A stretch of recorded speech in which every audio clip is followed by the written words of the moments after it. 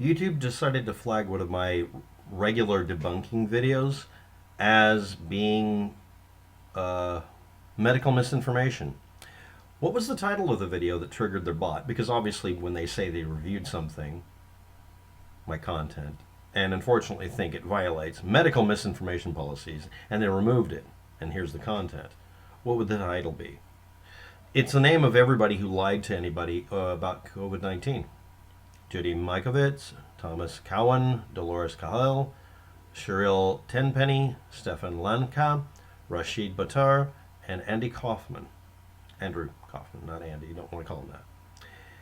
June 17th, 2020, Washington State made a list of COVID-19 caused deaths by taking the COVID-19 related deaths and subtracting everything that wasn't really caused by COVID-19. That would make sense. It's a completely simple explanation, and it's exactly what they said they were doing. It's called progress through humility. Science acknowledges when it's made a mistake or when it's been too generalized.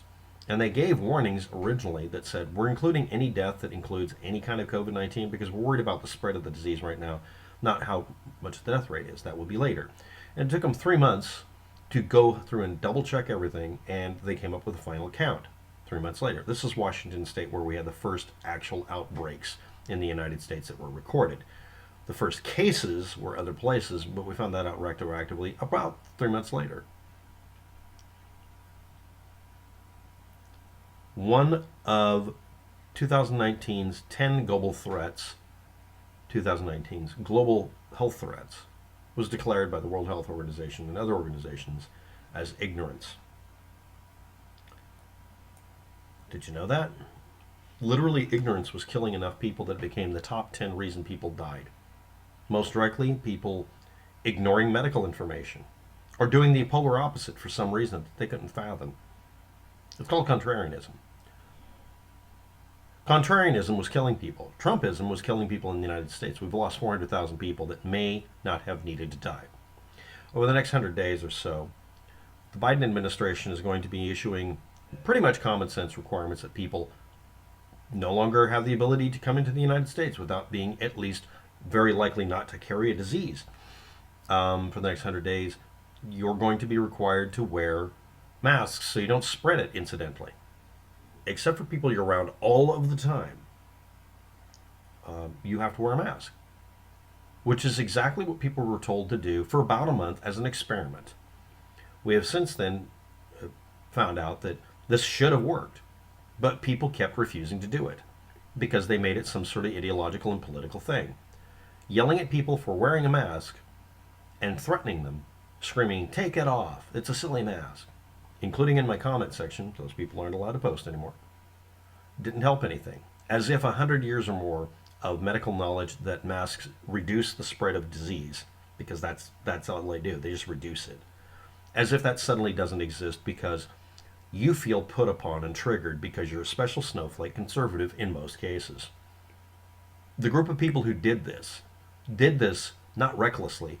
They did it in some cases, and I'm not accusing you of doing it, knowingly trying to kill people because they figured they could cause death. And they said so. Once that started happening, people like me posted it, pointed that out. They stopped saying it as much, but there were still archives of people saying, well, if we don't wear masks, it'll spread it more and it'll kill more of the liberals for some reason. Taking the pandemic so seriously, making it about you. Dr. Thomas Cowan was on disciplinary probation for claiming 5G caused the pandemic, and among other things. He is not a valid source of information because he's simply wrong about something. At minimum, or worse, guilty of lying. I can't understand why he would lie. It doesn't matter. I don't care. He's no longer on probation as far as I know. But that doesn't bode well for him. Most of these people are not actual medical people that I'm talking about. Judy Mikovits was discredited at one time because she was involved in trying to find out what caused chronic fatigue syndrome, a real thing that needs to be examined. Nobody really understands it. But she was involved in making a simple mistake about a retrovirus and was discredited for it thrown under the bus because she wouldn't acknowledge she made a simple mistake and allowed her experiment to get messed up and not fix it.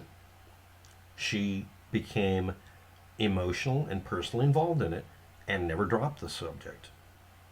And it's the only thing she'll be known for, besides spreading medical misinformation and invalidating her ability to be treated as a real medical professional. She's not a whistleblower being punished by the system or by the government. She was simply wrong about something and wouldn't cop to it. Again, science progresses by acknowledging mistakes and not repeating them. And whatever mechanism, logic, pattern, formulation, or knee-jerk reaction you used to make the mistake, you stop doing it because it doesn't do you any good. You're not being punished in submission, as some would claim. You're being told you did something wrong, and now we don't trust you because you can't admit to a simple mistake when everybody's supposed to trust you with their safety or their lives. There are people out there who don't think that Donald Trump should have been compelled to admit you can't shine a light down someone's throat or make them drink bleach or breathe it. Really simple, straightforward shit like that is not possible. Explaining that he did not have the ability to predict the pathway of a hurricane because he doesn't know what the fuck he's talking about. He can't do that. Little petty shit. Okay, well, we have doctors here who make at bare minimum a mistake because they don't have the ability to prove what they're saying, and there's no reason to believe it because it doesn't fucking make any sense. 5G was implemented in areas that didn't have outbreaks. Places that had outbreaks didn't have 5G. They're not connected in any way. You have to have, at bare minimum, some sort of correlation. Dr. Dolores Cahill said that there was no pandemic when there clearly was one. In fact, this person specifically said it right after it was declared a pandemic. The disease has the same death rate as influenza. That's not true. It has a 2% death rate. And yes, I've been flagged for admitting a fact that it has a 2% death rate. That is an extremely horrible death rate, by the way, because that's the death rate out of each cluster of people who get infected. The more it spreads, the higher the deaths are.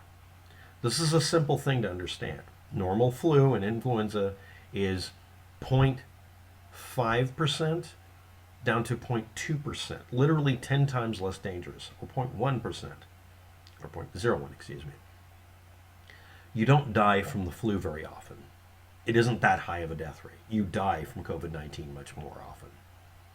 But even stating a fact, because it actually is one, you can just do a simple, case fatality rate. It's 2% death rate. Saying that still triggers YouTube because they don't want anyone making that statement. Not because they're suppressing facts or anything, but because they don't want anybody talking about it. If you're not aware of it, YouTube has flagged a couple of mainstream media news reports that used a percentage point and said this many percent people die from COVID-19 if they show signs of being sick. That was all they had to work with at the time. Nope, that's flagged.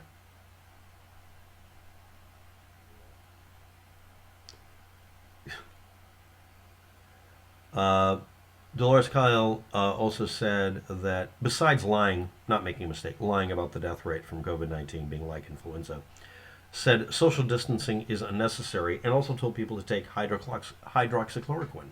That doesn't work and actually shows that it does more damage than good.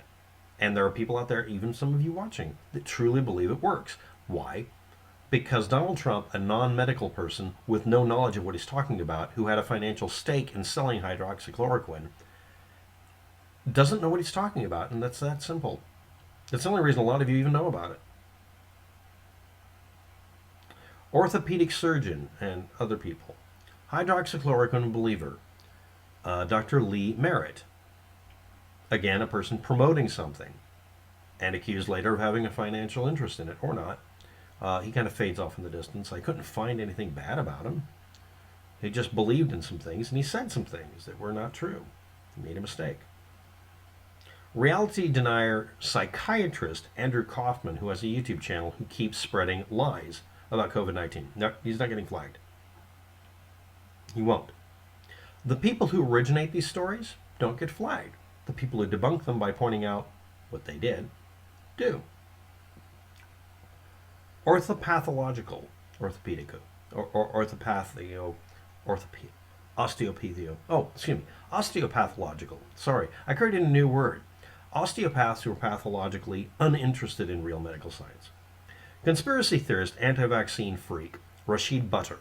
I'm not going to talk about him anymore in this video. Same thing, only autism activist caused by vaccines, Sherry Tenpenny. Again, another person who says things that are not true. Stefan Lanka. He is an anti-immunization activist who says, I'll put my money where my mouth is, and then doesn't pay off his £100,000 or €100,000 bet. He did a simple requirement. I want you to show me what polio virus looks like and measure it. So people did. So he refused to pay out.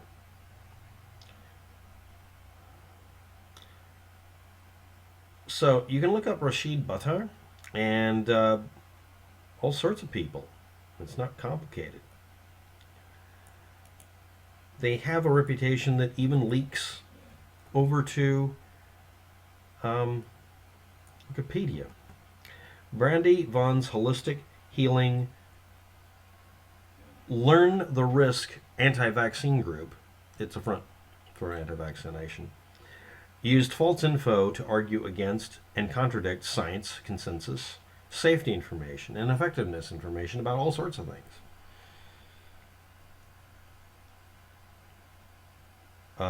Brandy Vaughn died in December 2020 of natural causes, but her organization exploited this and made up conspiracy theories about it.